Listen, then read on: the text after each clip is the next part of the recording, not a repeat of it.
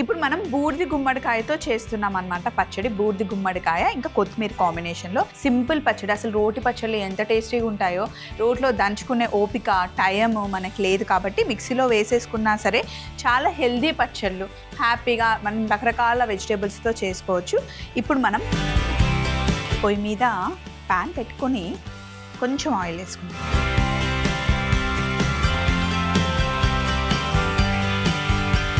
కొన్ని ధనియాలు,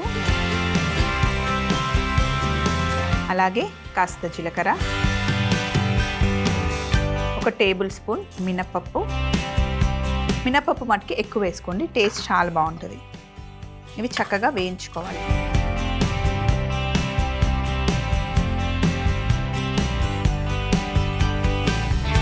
ఇప్పుడు ఇందులో ఒక 4-5 పచ్చిమిర్చి, అంటే మన తినే కారంకి తగ్గట్టుగా. కొంచెం పచ్చళ్ళు ఎప్పుడు కారంగా ఉంటేనే బాగుంటుంది. అలాగే కొన్ని ఎండుమిరపకాయలు వేసి ఇవి దూరగా వేయించుకోవాలి.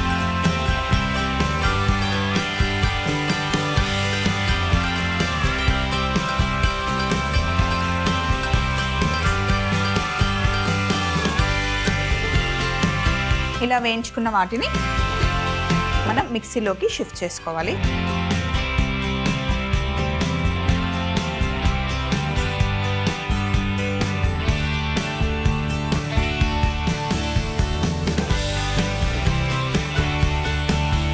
ఇందులోనే కొంచెం అల్లం ముక్క, అలాగే చింతపండు,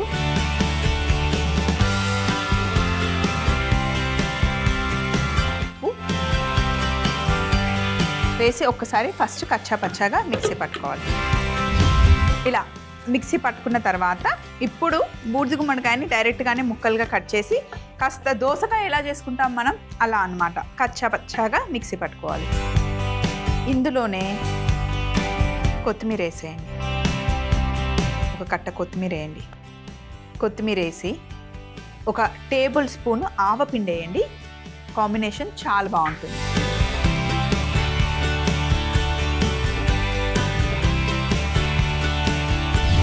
మధ్య మధ్యలో మిక్స్ చేస్తూ ఉండాలి, కానీ ముక్కలు మొత్తం నలగకూడదు.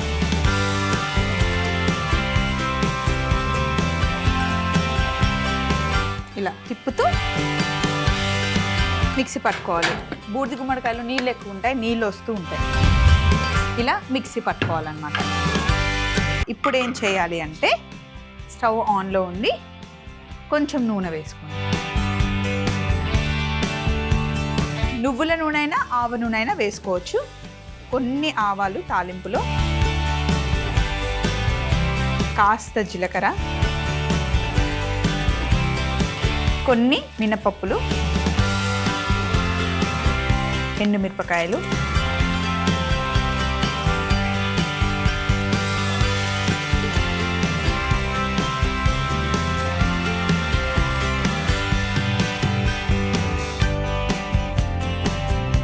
అలాగే కాస్త ఇంగువ,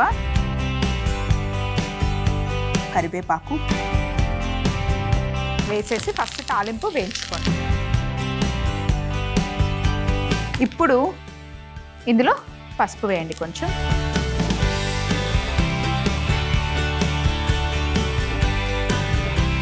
కొంచెం తాలింపు నేను పక్కకు తీసుకుంటున్నాను గార్నిష్ కోసం.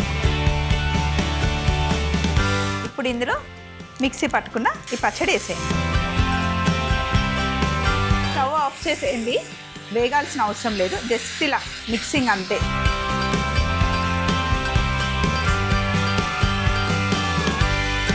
సో ఇలా జస్ట్ ఆ వేడి తగిలితే సరిపోతుంది. అంటే కొంచెం వాటర్ వస్తుంది కదా, అది లైట్గా లాగేస్తుంది అనమాట. దోసకాయ పచ్చడి ఎంత బాగుంటుందో అంత బాగుంటుంది. ఇక్కడ ఉన్నవన్నీ తీసేసి ఫైనల్ బౌల్లో పచ్చడి వేసేసి ఈ తాలింపుతో మళ్ళీ గార్నిష్ చేద్దాం. ఇప్పుడు బౌల్లోకి తీసుకోవడం.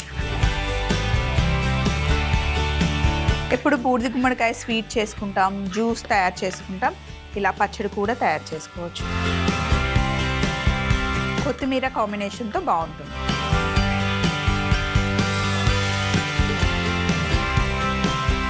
పైనుండి మళ్ళీ కొంచెం తాలింపు వేసేయడం.